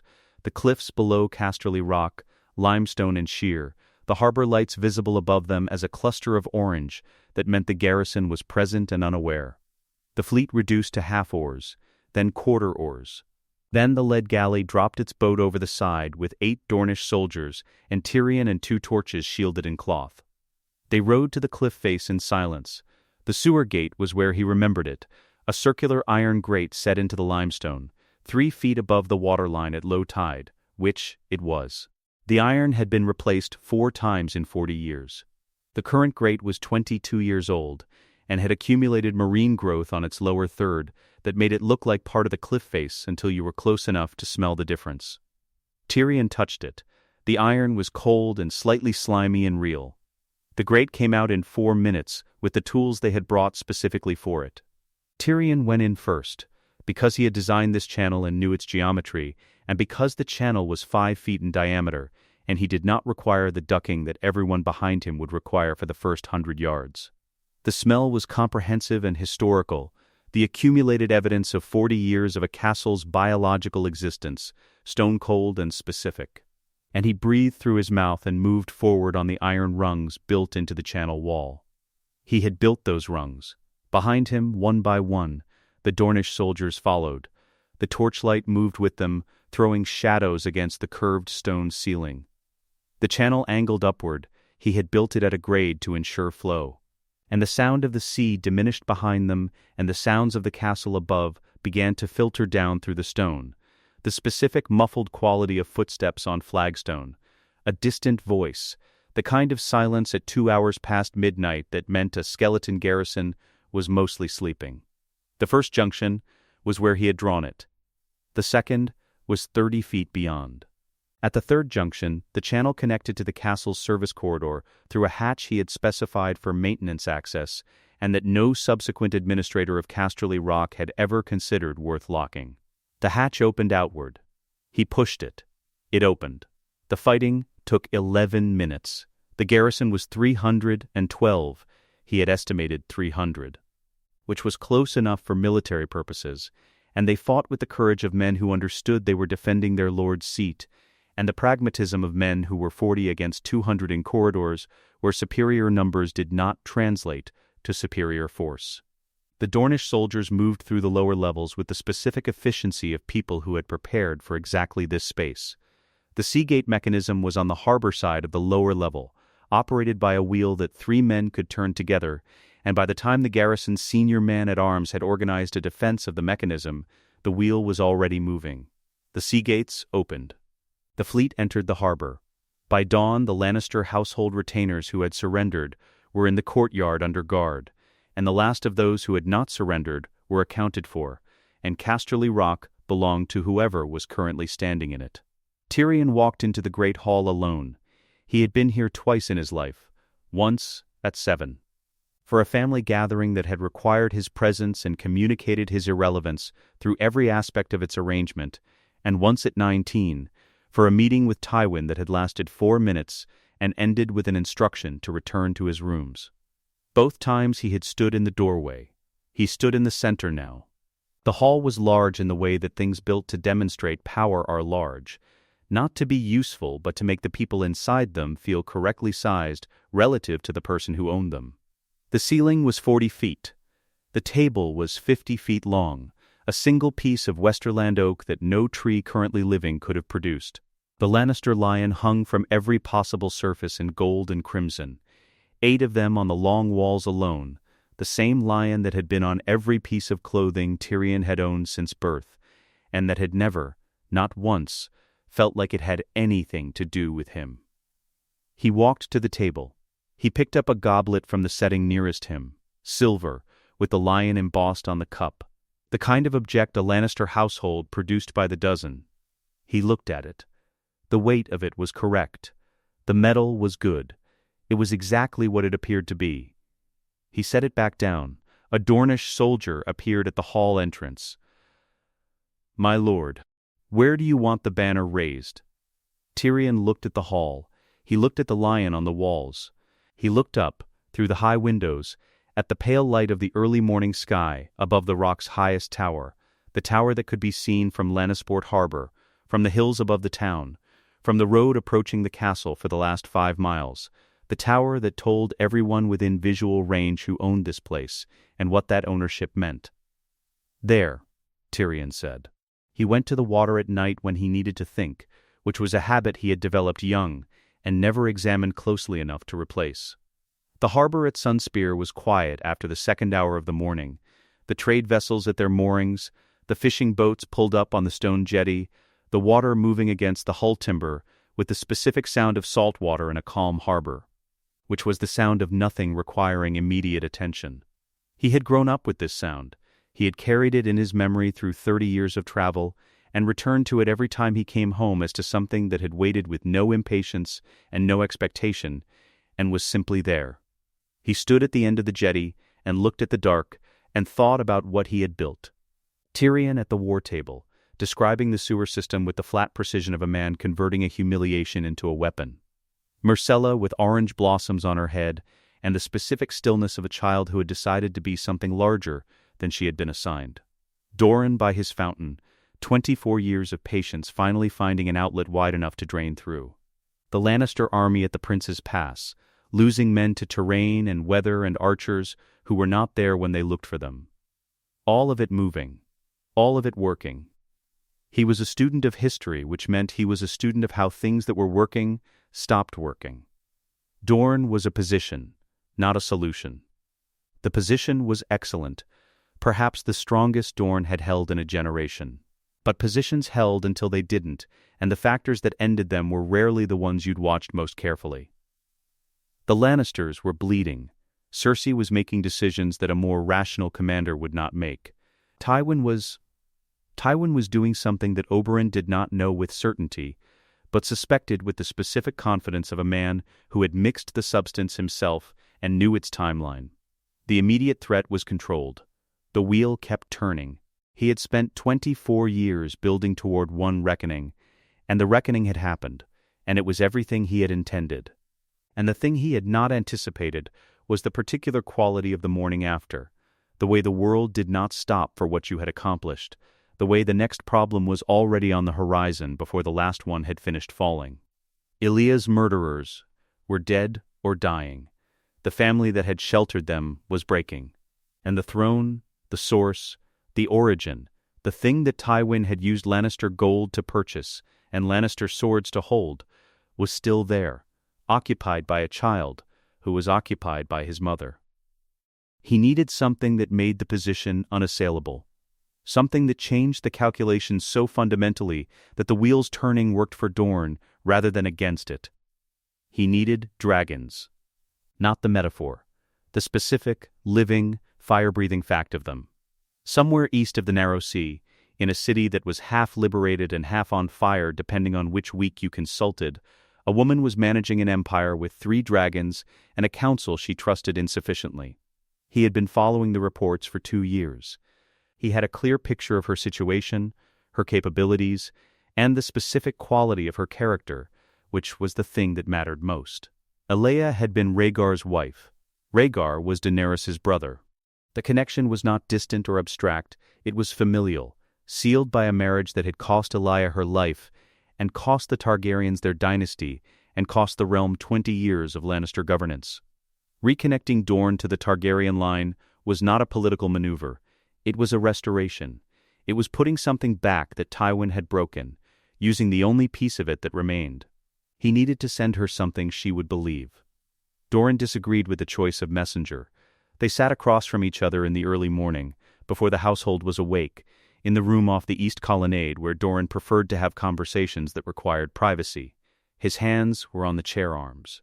His face had the quality it always had when he was prepared to be patient about something he found incorrect. "He is 14, Doran said. "I know how old he is. I was present at his birth. He is 14, and he is in love with a girl who has just been made a queen by the political machinery he is now being asked to carry the next letter for. These are not conditions that produce reliable messengers. They are conditions that produce an honest one." Oberyn looked at his brother. "Consider who she has been dealing with. Slavers asking for terms, Dothraki khals performing dominance, scheming advisors who want to be seen as indispensable, old lords who come to her with their hands out and their histories behind them."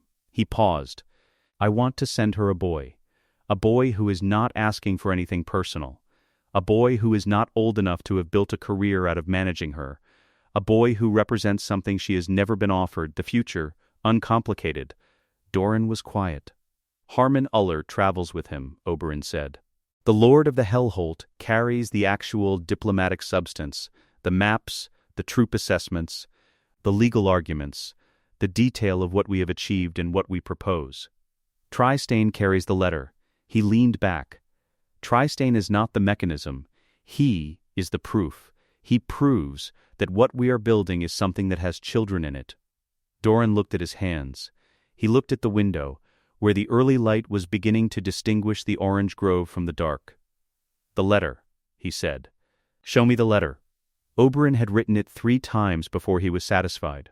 The first draft was too political, dense with legal arguments and strategic detail that belonged in Harmon's brief, not in the opening line of a correspondence that needed to be read by a woman who received political documents every morning and had built a significant tolerance for them. The second draft leaned too heavily on Elia's memory in a way that felt, reading it back, like leverage rather than connection. He had burned both. The third draft he read aloud to Doran. "To Daenerys Stormborn, Queen of the Andals and the Rhoynar, and the First Men, last of her name, Mother of Dragons." He looked up briefly. Doran's expression had not changed. He continued, "We send you a boy who will be a king, so that you might be the queen he serves. We have done in Westeros what you are doing in the East. We have broken the chains of the usurper's house. We have a queen on the shores of Dorne, a girl raised in the shadow of the family that destroyed yours, young and unformed, who can be shaped into a bridge between the old world and yours. Her claim is not built on blood alone, but on the law of a kingdom that has always stood apart, the only kingdom that Aegon's dragons could never conquer, because we came to the Targaryens not as subjects, but as equals." He looked up again. Doran's chin had lifted slightly, which was the equivalent of close attention in a man who expressed very little. "We have the man who knows every secret of the Lannister Empire. We offer that alliance again, the compact of equals, not of conquest. We offer the door to Westeros. Open. What you do with it is your choice. We have made ours." He paused. "Signed, Oberyn Martell, Prince of Dorne. On behalf of Doran, Prince of Dorne, in the memory of Elia, Princess of Dragonstone." The room was quiet for a moment. Doran looked at the window. His hands had not moved on the chair arms, but something in the quality of his stillness had changed. A slight deepening, as if the stillness required more effort than it had a moment ago. He did not speak immediately. "The last line," he finally said. "Yes, she will understand it. She was a child when Elia died. She was in Essos, already in exile, already the last of her line. She spent her childhood hearing about a sister-in-law she never met, who died in a city she had never seen, killed by the same family she has been raised to regard as the enemy of everything she is." Oberyn folded the letter. "She will understand that we are not offering alliance. We are offering recognition of what was done, of what was lost, of what connects us. That is the thing old lords cannot offer her, because old lords have spent 20 years accommodating what was done." Doran was quiet for another moment. "Then, send him. Tristan did not fully understand the letter. Oberyn explained it to him on the morning of the departure, not the political architecture, which was Harmon's territory, but the essential fact he was being sent to find a queen in the east and deliver her a message and return. He was 14, which made him young for a diplomatic mission of this scale, and Oberyn told him this directly, because Tristan was the kind of person who responded better to honest difficulty than to managed reassurance. "Why me?" Tristan asked. "Because you are the future," Oberyn said, "and she needs to believe Dorne has one." Tristan considered this with the earnest focus of a boy who took things seriously. Then he nodded. He asked if he could say goodbye to Myrcella first. He could. The goodbye was brief and specific, and happened on the dock with Harmon and the ship's crew politely not watching. Myrcella held his hands for a moment and said something Oberyn could not hear, and Tristan listened to it with the expression of someone memorizing something they intend to keep. Then he boarded the ship. Oberyn watched from the dock as the oars found their rhythm, and the ship moved out of the harbor mouth and turned east. He watched it until the sail caught the wind and the hull shrank against the water, and then the horizon took it. He stayed at the dock for a while after that. The waiting was the hardest part. He had understood this intellectually for years, that the hardest thing for a man who moves is to stop moving and trust the thing he has set in motion. He understood it more specifically now, watching the empty water where the ship had been. He had done what he could do. The rest was the wind and the sea, and a 14-year-old boy who had said goodbye to a girl he loved, and was now sailing east with a letter that Oberyn had written 3 times before it said what he needed it to say. He turned and walked back toward the city. 3 weeks later, in Meereen, the ship arrived at mid-morning, a Dornish vessel flying trader's colors, with a boy of 14 and an older man in Dornish dress, who spoke to the harbor officials in fluent low Valyrian and asked, courteously and without urgency, for an audience with the queen. The letter reached Daenerys in the late afternoon. She read it in the room she used for council, with the windows open to the harbor air and the distant sound, somewhere above and behind the pyramid, of something with a wingspan considerably larger than a man's moving in the thermals. She read it once. She read it again. She arrived at the final line and stayed there for a long time. In the memory of Elia, Princess of Dragonstone. She set the letter down on the table in front of her. She looked at it. Her expression was the expression of someone receiving information that has organized several previously unorganized things into a pattern, and who is deciding what the pattern means. Missandei was standing 2 paces back, as she always was. "Missandei," Daenerys said, without looking up from the letter. "Your Grace. How far is Westeros by ship?" The chapter cuts before Missandei answers. The letter sits on the table in the afternoon light. Outside, something enormous shifts in the sky. The desk was 10 feet from the bed. Tywin Lannister had been aware of this distance for 3 days, had measured it each morning in the specific way a man measures an obstacle that should not exist, cataloging the 10 feet with the same methodical attention he brought to everything, arriving each time at the same conclusion that the 10 feet were currently beyond him, and that this was not a temporary condition of fatigue or illness, but something structural, something happening at a level beneath fatigue and illness, in the body's interior, where his will had always been sufficient to override whatever complaint the body offered. His will was not sufficient. Pycelle attended him twice daily. Qyburn had been summoned once, had examined him with the specific interest of a man whose relationship with the human body was more technical than medicinal, and had offered nothing useful. Neither of them could name what was wrong. They offered treatments, herbal preparations, dietary adjustments, a compress for the cramping that reduced the pain by perhaps 1/3 and addressed nothing that was actually happening. He took the treatments the way he accepted all inadequate solutions, without complaint, without expectation, without gratitude.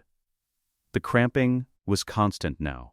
Not the sharp interruptions of the first weeks, but a sustained low pressure, as if something internal was being slowly closed by a hand that was in no hurry. He ate what Pycelle brought him and tasted nothing. He had lost weight visibly. He could see it in the quality of the bedding around him, in the way the canopy of the bed seemed further away than it had been, in the specific hollowness of his hands when he held the documents that Keevan brought him each morning for review. He was still reviewing documents. He was reviewing them in bed, which was not how he had spent a single morning in 40 years of governance, and this fact occupied a portion of his attention, the way a crack in a structural wall occupies the attention of a man who understands what cracks in structural walls mean. He looked at the ceiling on the morning of the 7th day of confinement, and he let himself think the thought he had been not thinking for 3 weeks. The timeline was straightforward. First symptom, within an hour of the trial verdict, which meant within an hour of drinking the wine at the reception that had been arranged for the trial's principals, a reception he had organized and whose guest list he had approved personally, which meant the wine had been poured in his own house, at his own table, by his own servants, or by someone moving among them who had access to his cup. The progression since then was consistent with a substance that was systematic rather than acute, attacking the intestinal system specifically, producing no external wound, no dramatic collapse. No symptom that could be cleanly identified by a maester who was looking for illness rather than design. He knew what widow's blood did. He had read about it 30 years ago, because Tywin Lannister had always believed that knowing the weapons available to your enemies was indistinguishable from knowing your enemies. He thought about the man who had delivered it, the Dornish prince who had spent 5 weeks in King's Landing moving through the court, with the specific ease of a man who was exactly as dangerous as his reputation suggested, and who had made no effort to conceal that danger, which was, itself, a form of concealment. Because when a man performs his own menace openly, the people around him watch the performance and miss the preparation. He thought about the quality of patience required to arrive in a city you despised, to drink wine at tables with men you intended to destroy, to prepare and deliver a poison weeks before the event it was designed to outlast, to fight in a throne room knowing the backup plan was already in place and working. He thought, adequate. Not a compliment. A professional assessment. The word a master craftsman uses when examining work that meets the standard. Oberyn Martell had done this correctly. He had identified the correct target, selected the correct weapon, delivered it at the correct time, and constructed a situation in which the target could not name the cause without naming himself as the kind of man who could be outmaneuvered in his own house at his own table while drinking his own wine. Tywin had named it. In the privacy of his own mind, he had named it, which meant it was real, which meant the man who had done it had won. He did not say this aloud. He would not say it aloud. He picked up the document Kevin had brought him and read it, and found nothing that required revision. Kevin arrived at the second hour with the ravens. He stood in the doorway with the parchments in his hand and did not immediately approach the bed, which was the behavior of a man who had been preparing himself to deliver something for longer than the walk from the Raven Room required. He had served his brother his entire life. He had watched his brother manage everything, every crisis, every reversal, every humiliation the world had offered, with the specific quality of composure that did not bend. He had never once seen Tywin Lannister confined to a bed, reading documents he could not act on, being attended by maesters who could not help him. He crossed the room. He handed Tywin the first raven. He waited. Tywin read it. His face did not change. This was the face he had worn at Aerys's court when the Mad King had burned lords alive for entertainment. It was the face he had worn when Joanna died, which Kevin had seen from the doorway of a room he should not have been watching and had never discussed with anyone. It was the face that Tywin Lannister wore when something cost more than he could afford to show. He set the parchment on the bed beside him. "How?" he said. The word was quiet and precise, stripped of everything except the specific request it contained, the mechanism, the methodology, the how of it. Kevin was quiet for a moment. "We don't know the Sea Gate." Another pause. The harbor reports say the Sea Gate was opened from the inside. The lower levels were breached first. The garrison was overwhelmed before the Sea Gate mechanism could be defended. Tywin was still. "Then, I know." He said nothing else. He picked up the next document from Kevin's hand and read it, and Kevin understood that the audience on the subject of Casterly Rock was complete, and that whatever Tywin Lannister was doing with the knowledge that his house seat had been taken through the sewer system that his least favored son had designed, he was doing it privately and would continue to do so. Kevin left. He closed the door behind him with the care of a man who understands that certain rooms require a particular quality of silence. Jaime came in the evening. He came without the white cloak, in riding clothes, as if he were visiting rather than performing a formal attendance. He sat in the chair beside the bed without being invited to sit, which was the behavior of a son rather than a Kingsguard. And Tywin looked at him without comment. He looked worse than he had 3 days ago. This was observable, and Jaime observed it with the specific quality of attention a person brings to a face they have been reading their entire life. His father was thinner. The hands on the coverlet were the hands of an old man, which was the first time Jaime had seen his father's hands and thought that word. "The Rock," Jaime said. He had been finding a way into the conversation for the length of the walk from his chambers, and had arrived at the same place he always arrived, the practical question, because the practical question was the language he and his father shared, and he had run out of time to find a better language. "What about it?" Tywin said. "What do you want to do?" "Nothing that can be done from this bed." A pause. "What I want is not the question. The question is what is possible." He looked at the window. The sky above King's Landing was darkening into the specific deep blue of an hour before full dark. Kevin will manage what can be managed. The response, when there is one, will be his to organize. Jaime looked at the coverlet. He used the drainage system. "I know. You gave him, I know what I gave him." Tywin's voice carried no anger. It carried something less comfortable than anger, the specific quality of a man reviewing a decision that cannot be revised. "I gave him the drains, because it was the least important work available, and I wanted him occupied with the least important work. He occupied himself with it thoroughly." A beat. The drain boy came home after all. Jaime looked at his father. 6 words. Jaime heard all of them, and heard what was between them. The insult that had been Tyrion's assignment. The years Tyrion had spent on the system that Tywin had used as contempt, and that had become the thing that walked into the Rock's lower level with 200 Dornish soldiers behind it. He heard, in the sentence, the closest his father would ever come to acknowledging that he had been wrong about something that was not a strategic miscalculation but a personal one.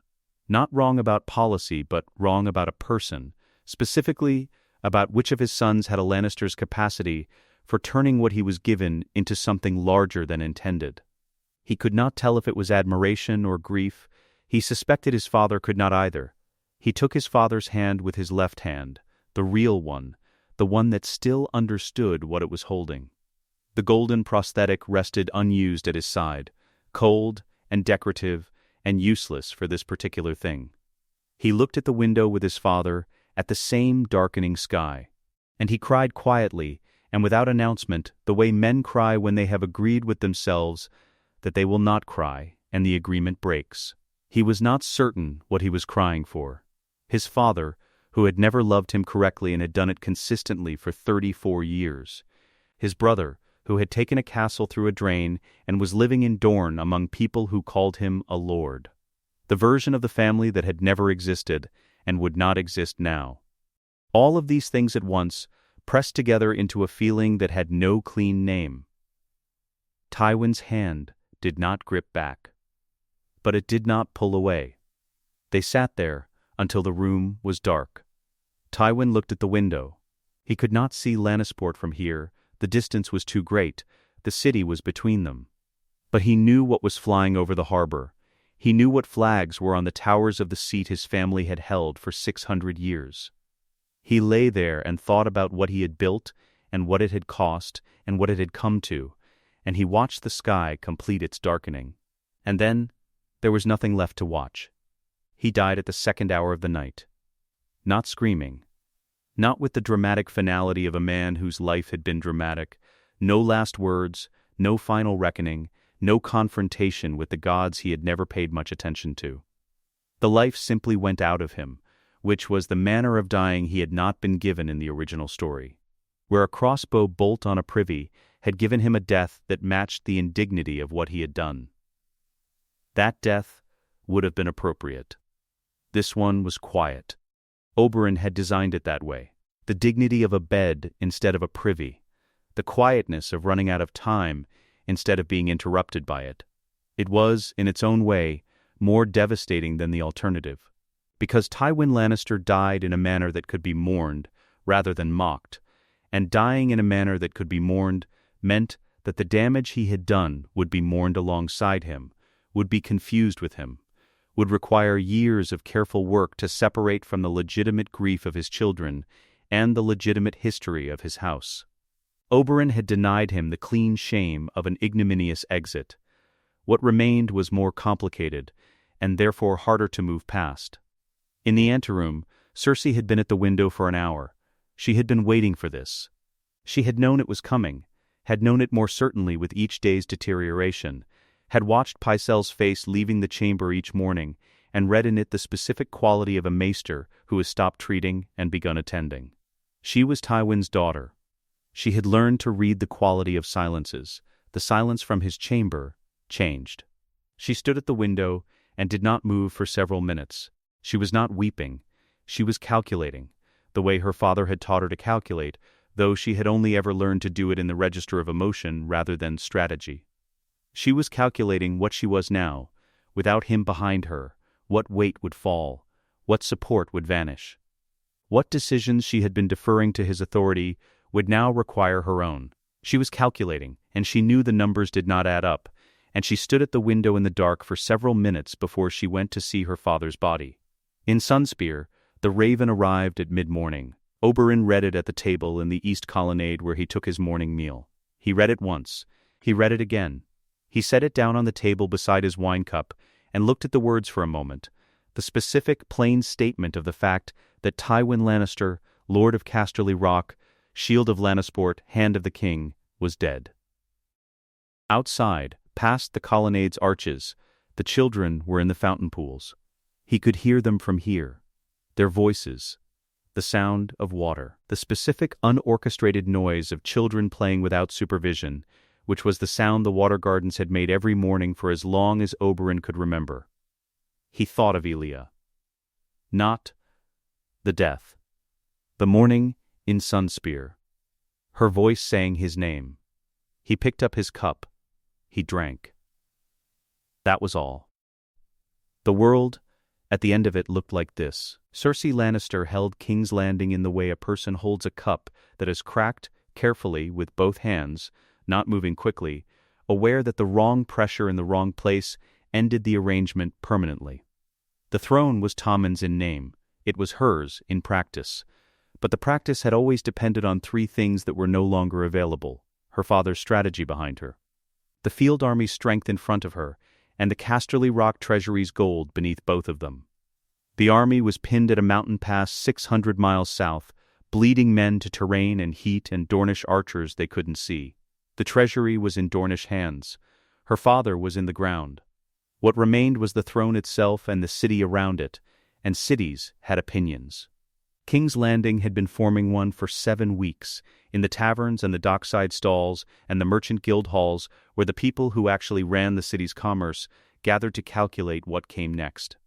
The whispers that had started the afternoon a dying man named Tywin Lannister in a throne room had not stopped. They had moved through the city's layers and found their level, and the level was this. The foundation had cracked, and everyone who depended on the foundation was deciding how far to stand from it. The Tyrells were watching from Highgarden. Olenna had sent a second message to Doran, not a commitment, not a proposal, just a question phrased with the specific courtesy of a woman who wanted a door left open. Kevan Lannister had made quiet contact with Sunspear through a channel that was technically unofficial and practically sincere. He was trying to hold something together. He was a good man working with poor materials. Dorne held Casterly Rock. The garrison would not hold it permanently. The supply lines were long and the strategic logic of indefinite occupation was weak, and everyone in the war room in Sunspear understood this.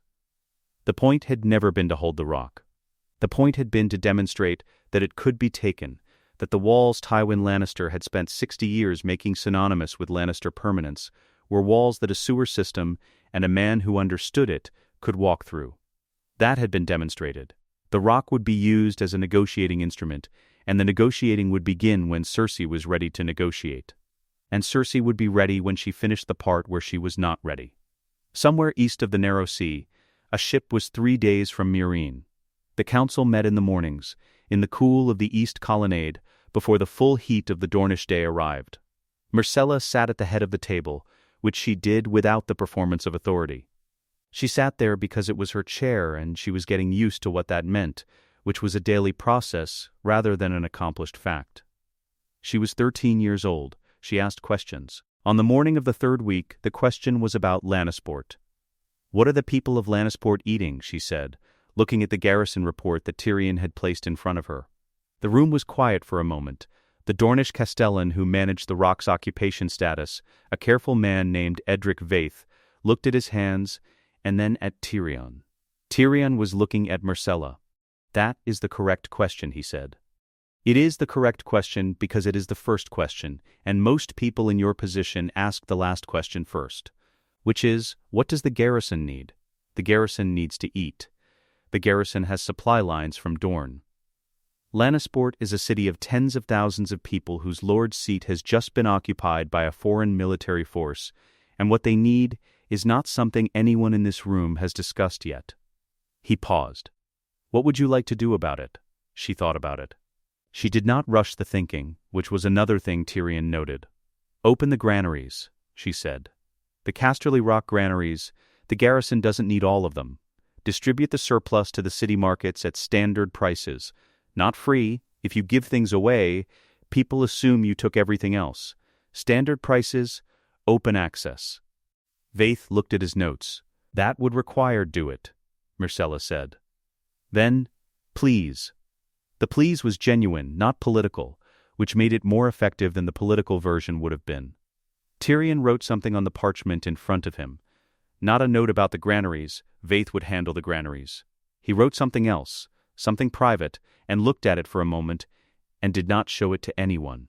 He had been hand under a king who tormented servants for entertainment, and whose primary governance strategy was cruelty, applied in the direction of whoever was nearest.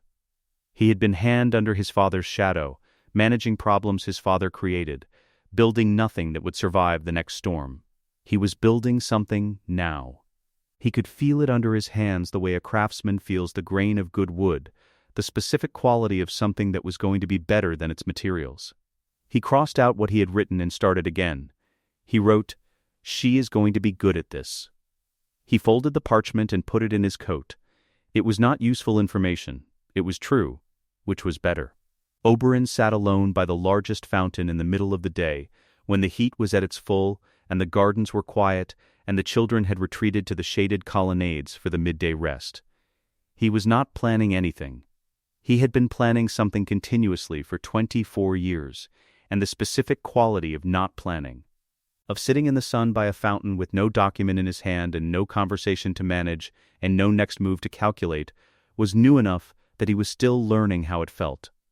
It felt mostly like a body that had been under sustained tension for a very long time, slowly remembering how to release, which was not comfortable and was also not something he wanted to interrupt. He thought about Elia. She had been afraid of horses.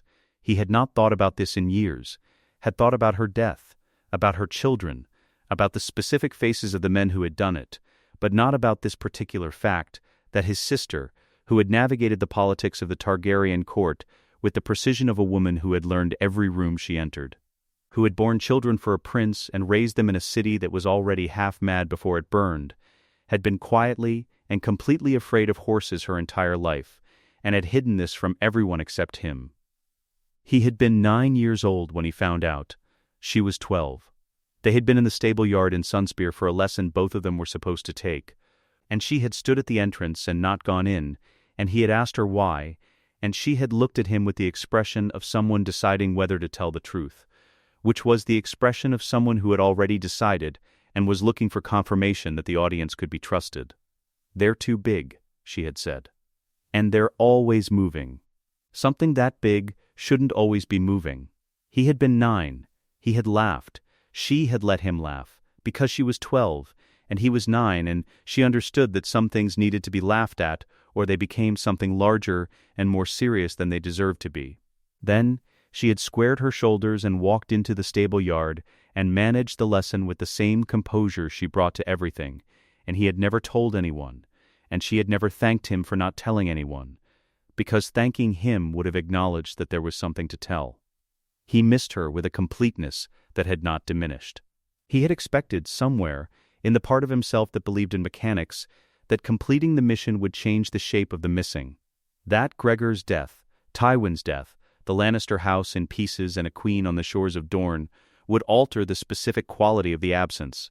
It had not. She was still gone in exactly the way she had always been gone. And no amount of correct action taken on her behalf changed the geometry of that. Justice was not a door back. He had known this. He had done it anyway. Both things were true simultaneously, and he was learning to hold them together without requiring one to resolve the other. Ellaria sat beside him. She did not ask what he was thinking. She had never needed to ask what he was thinking. She had learned to read the specific quality of his stillness years ago, the way a navigator learns to read water, and she read it now and understood that what it required was not a question, but a presence. They watched the children in the colonnade shade, the sound of them, small voices, the specific randomness of children's laughter. The sound of something being knocked over and then argued about filled the garden without demanding anything. After a while, she took his hand. He let her. The raven came in the late afternoon. A servant brought it to the garden, a small, dark bird with a black leg band and a strip of parchment no longer than a finger. Written in the cramped script of a long-distance message where every word cost something. Oberyn unrolled it and read it once. He read it again. The message was from a Dornish agent, a merchant who traded between White Harbor and Braavos, who had built a network of contacts in the north the way careful people built networks over years without anyone specifically noticing.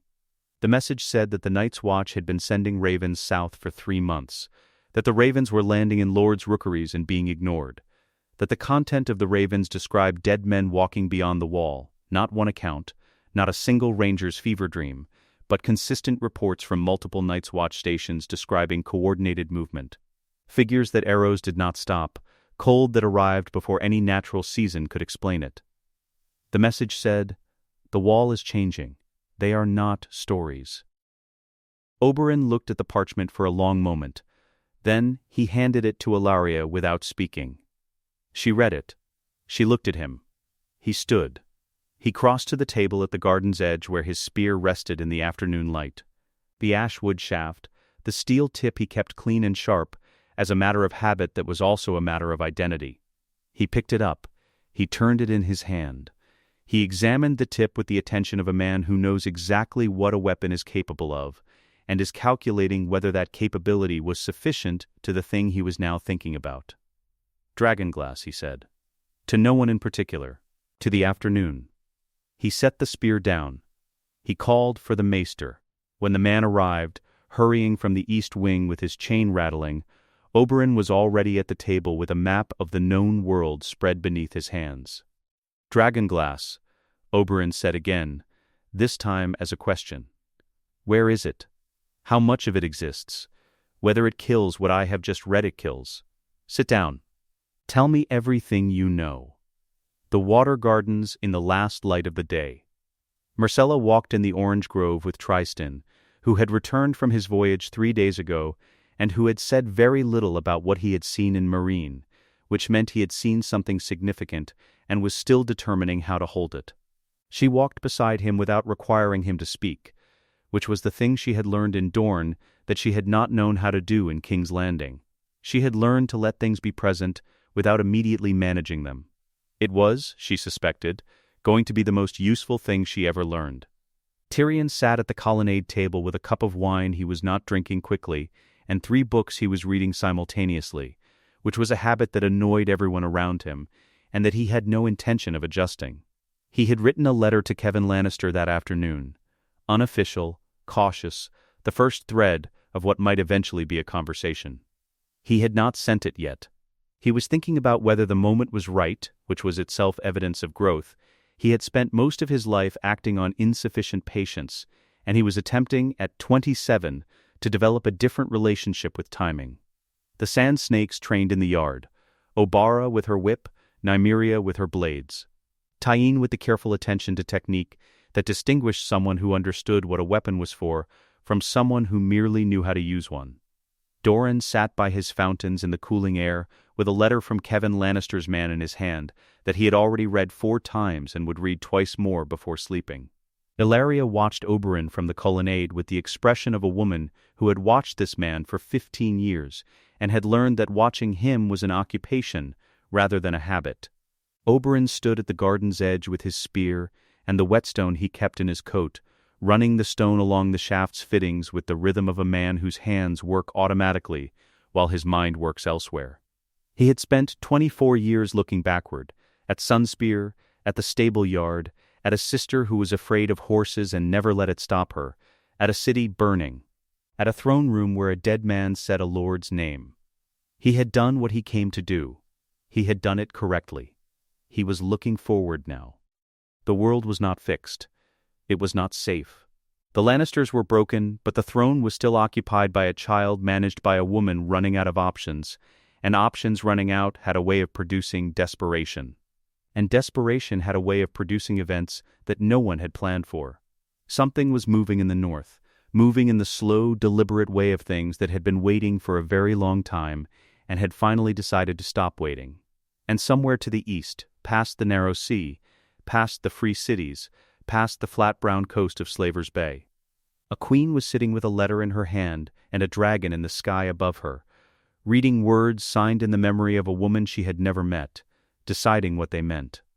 The wheel kept turning. Oberyn ran the whetstone along the steel once more.